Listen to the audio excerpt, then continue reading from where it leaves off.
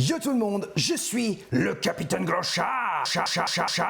Ma vidéo sur les Gunpla issus de l'anime Gundam est enfin là. Et elle est faite avec beaucoup d'amour. C'est une vidéo très importante pour moi car c'est la première fois que je partage cette passion des Gunpla qui littéralement fait brûler ma carte bleue depuis 4 ans. Dans cette vidéo, je vais t'expliquer ce qu'est un Gunpla, d'où ça vient, pourquoi ça touche un si large public. Je vais aussi te parler des boutiques de Gunpla dont une basée à Paris qui est littéralement ma préférée et surtout qui a accepté que je tourne chez eux. Je vais aussi te parler des Gunpla totalement what the fuck, dont certains qui peuvent atteindre des sommes astronomiques. Et surtout, je vais te montrer comment monter un Gunpla en version courte parce que sinon ça durera 1000 ans. Bref, trêve de clavardage, c'est l'heure de te montrer pourquoi je kiffe les Gunpla. Pour ceux qui connaissent pas Gundam, c'est un anime de type science-fiction créé en 79 par un certain Yoshiyuki Tomino. Avec Gundam, il est devenu le spécialiste des animes nouvelle génération contenant des mechas réalistes. Sa création connaît un énorme succès et devient une immense saga composée de plusieurs histoires. Certaines saisons sont liées et d'autres sont totalement indépendantes. Et entre ces saisons, il y a eu des films et des OAV. Mais cette histoire va encore plus loin. Gundam fait littéralement partie de la culture pop japonaise. D'ailleurs, voici une liste que j'ai découvert quand j'ai mis les pieds dans l'univers de Gundam. Les Gundam Café de Tokyo, où tu peux littéralement manger du robot en mode petit goûter, voire carrément un plat. L'apparition du RX-78-2 dans le film Ready Player One de Spielberg. Une collab Gundam Cross Asus ROG. Oui, je parle bien de la célèbre marque de périphériques et de composants pour PC gamer. Clairement, quand j'ai vu la carte graphique, la carte mère et compagnie aux couleurs de l'anime, j'étais totalement en PLS. Bon, là vous allez me dire, c'est normal, c'est du merchandising, y a rien de fou, c'est classique. Mais Gundam, ça va beaucoup plus loin que ça. Ils ont créé une version taille réelle du RX-78-2 à Odaiba. Ils ont créé en taille réelle le Unicorn à Odaiba. Ils ont créé le RX-78F00 à Yokohama. Et cette machine marche avec ses pieds. Est-ce que là tu arrives à palper la puissance de Gundam? Non. Ils vont envoyer un satellite en 2021 dans l'espace avec 2 figurines dedans pour les JO de Tokyo 2021.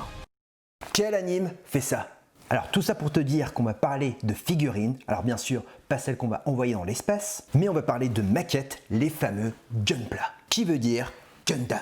Plastic Model. Quand les maquettes de Gunpla ont vu le jour dans les années 80 via Bandai, c'était la folie. T'avais les puristes de maquettistes qui étaient en mode NANI. Ces premiers modèles avaient pour avantage d'être simples à monter, fallait juste par contre les peindre. Alors certes, c'était ultra laid, mais à l'époque c'était juste un truc de ouf. Au fil des années, ces maquettes se sont améliorées au niveau des détails, des articulations, des finitions, avec également l'ajout de transformations et surtout la peinture est appliquée d'office. Avec pour certains des finitions spéciales du genre chromé, satiné, perlé, translucide, le tout en conservant une simplicité de montage qui est en fait un peu la signature des Gunpla. Et là tu vas me dire, mais c'est comme les Lego en fait. Eh bien pas du tout.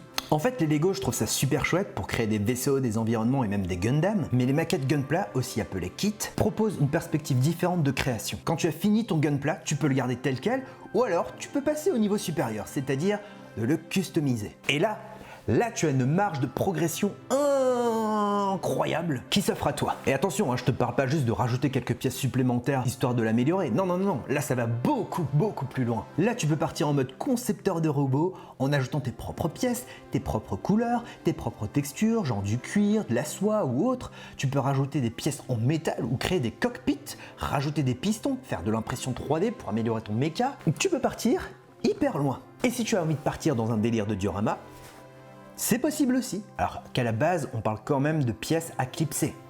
Comme dirait ma pote, quand je vois ça, ça me fait quelque chose. D'ailleurs, dans la personnalisation haut level, il faut savoir qu'il y a des coupes du monde de Gunpla. Non, ce n'est pas une blague et ça s'appelle les Gunpla Builders World Cup.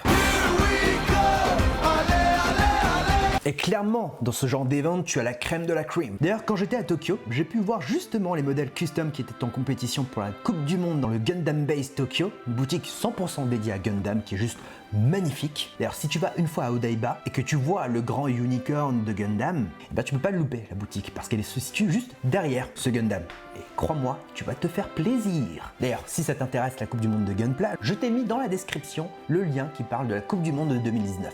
Parce qu'en 2020, malheureusement, il n'y en a pas eu. Merci le virus. D'ailleurs, il faut que je vous parle d'un truc totalement insane du Gunpla Game. Il faut savoir qu'il existe aujourd'hui des Gunpla en édition limitée qui sont édités à faible exemplaire et qui se revendent à des sommes littéralement astronomiques. Et quand je dis astronomique, je pèse mes mots. Le Gundam que je vais vous montrer actuellement, c'est le Phénix, issu de la collaboration Mastermind Cross Gundam. Mastermind, pour ceux qui ne connaissent pas, c'est une marque de streetwear haut de gamme au Japon, un peu comme Supreme, et qui s'est associée avec Bandai pour produire une collection de Gunpla, littéralement qui pète sa maman. Il y a le Phénix, le Zaku et le RX-78-2. Et le plus cher en question, c'est le Phénix, qui a été flashé sur eBay pour la modique somme de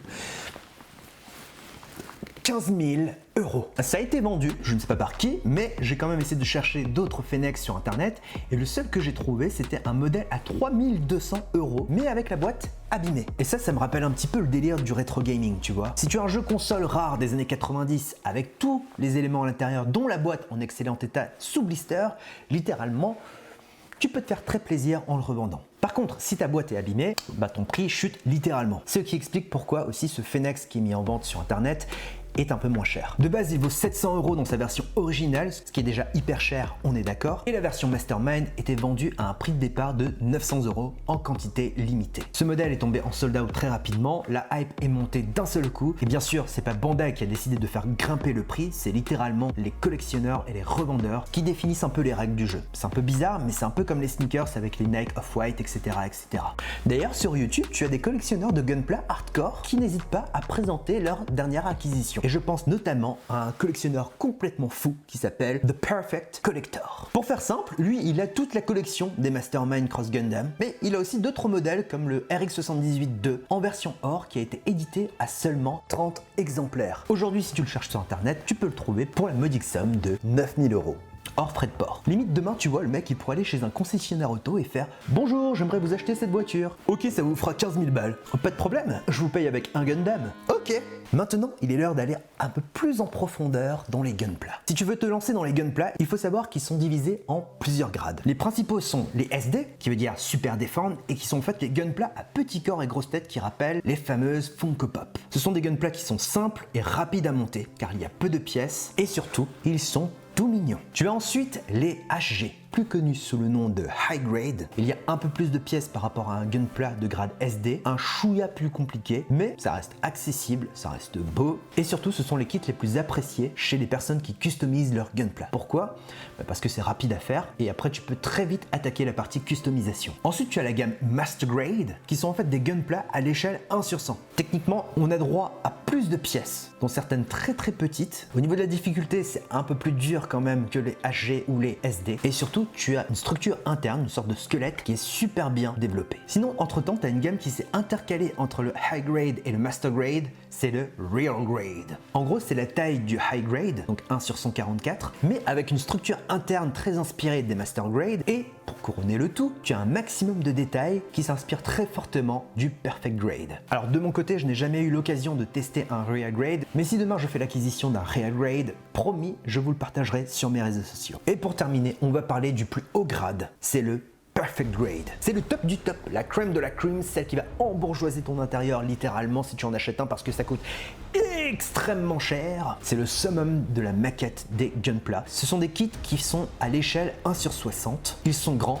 avec littéralement beaucoup de détails. D'ailleurs, certains Gunpla en Perfect Grade proposent des LED, ça fait son petit effet. D'ailleurs, j'ai un petit modèle en Perfect Grade qui s'appelle le Extia et que j'ai très hâte de monter. Et au niveau du prix, ça peut monter entre 180 à plus de 700 €. Et bien entendu, si tu as envie de partir dans de la personnalisation de Perfect Grade, tu vas te faire grave plaisir parce qu'il y a énormément de micro-pièces dans tous les sens. Donc là, si tu as envie de passer genre 1 an à faire un super Gunpla, vas-y, fais-toi plaisir. Par contre, mentalement et au niveau précision, il va falloir grave assurer. Pour ma part, j'ai mis sous cloche l'un de mes plus beaux Perfect Grade avec une finition chromée qui était déjà appliquée sur le kit. Et à chaque fois que je vois ce kit, j'ai ce souvenir de ouf qui pop dans ma tête. Oui, parce que ce modèle, en fait, il faut savoir que je l'ai acheté dans l'arrière-boutique d'un magasin d'électroménager. Et je ne blague pas. Si jamais vous voulez connaître l'histoire, faites-le moi savoir en commentaire. Promis, je vous ferai une vidéo sur ce modèle-là, vous allez juste halluciner. Pour en revenir aux grades, tu as aussi des grades alternatifs, comme les High Resolution Models, les Rebound 100, les Mega Size, les MGEX. J'ai pas envie de t'embrouiller avec tous les grades alternatifs, du coup j'ai préféré te mettre en avant les grades les plus populaires, à savoir les SD, HG, RG, MG et PG. Est-ce que ça va? Si oui, n'hésite pas à me le faire savoir en commentaire avec la phrase We need more Gunpla. Et avant de passer à la partie la plus intéressante, à savoir le montage d'un Gunpla, je vais te parler de ma boutique préférée qui est basée à Paris pour te fournir en Gunpla. Cette boutique se nomme Rise of Gunpla. Simple et efficace dans le nom. Tu sais que ça vend du Gunpla. Pour les besoins de ma vidéo, je leur ai demandé si je pouvais filmer leur magasin et ils m'ont dit avec plaisir. Du coup, je vous présente la belle boutique de Rise of Gunpla.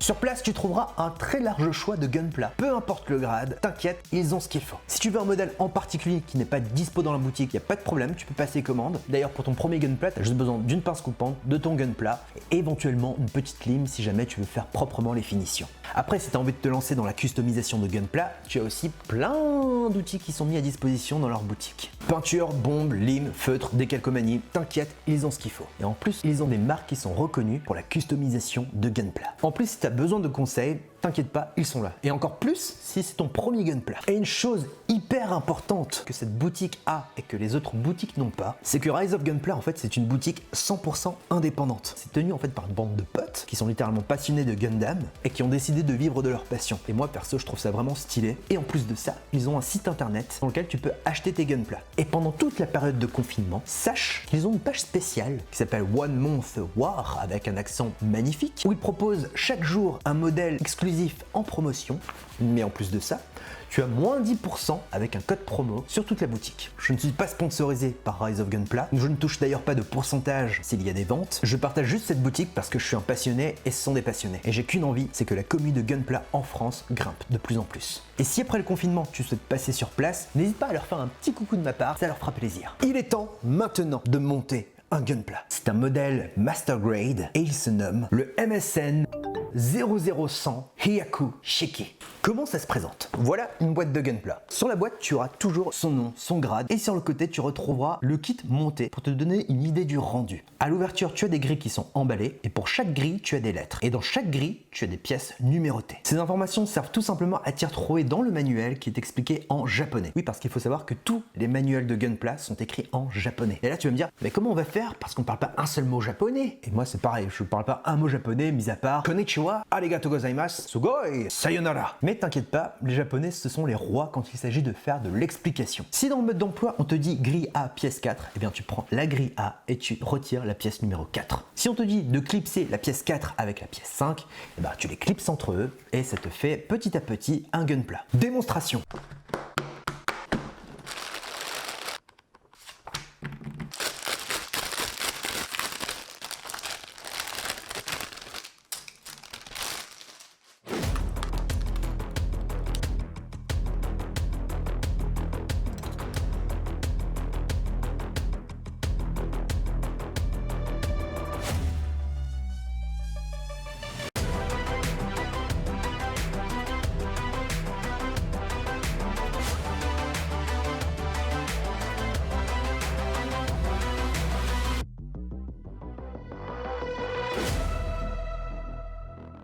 Est-ce que ce n'est pas satisfaisant? Moi je trouve que monter un Gunpla c'est satisfaisant, c'est reposant. J'ai mis environ 4 heures pour le monter, mais en règle générale je monte un Gunpla en Master Grade en 2 jours. C'est juste que là je l'ai ultra rushé. Donc là je n'ai pas mis de panel line, à savoir des petites lignes noires pour accentuer les traits de construction du Gunpla. Je n'ai pas aussi mis de décalcomanie. Donc là j'ai vraiment juste monté le Gunpla pour un rendu brut qui au final est juste magnifique. On arrive à la fin de la vidéo. N'hésite pas à me faire un retour en commentaire. Est-ce que tu vas te lancer dans les Gunpla? Est-ce que tu as encore des questions? Est-ce que tu veux un autre épisode? Perso, en ayant fait cette vidéo, non seulement j'ai pris du plaisir à la monter, mais en plus je me rends compte que j'ai énormément de choses à dire sur les Gunpla. Quand j'ai fouillé mon smartphone pour monter cette vidéo, j'ai découvert que j'ai filmé plein de Gunpla, que ce soit en France ou au Japon ou même ailleurs dans le monde. Et j'ai littéralement plein d'histoires à raconter sur ça. Si tu as vu la vidéo en entier, n'hésite pas à me le faire savoir avec le mot papaye. Je te dis à très bientôt, porte-toi bien et je te laisse avec des photos de Gunpla issus de la communauté française. C'était le Captain Gros Chat, bisous.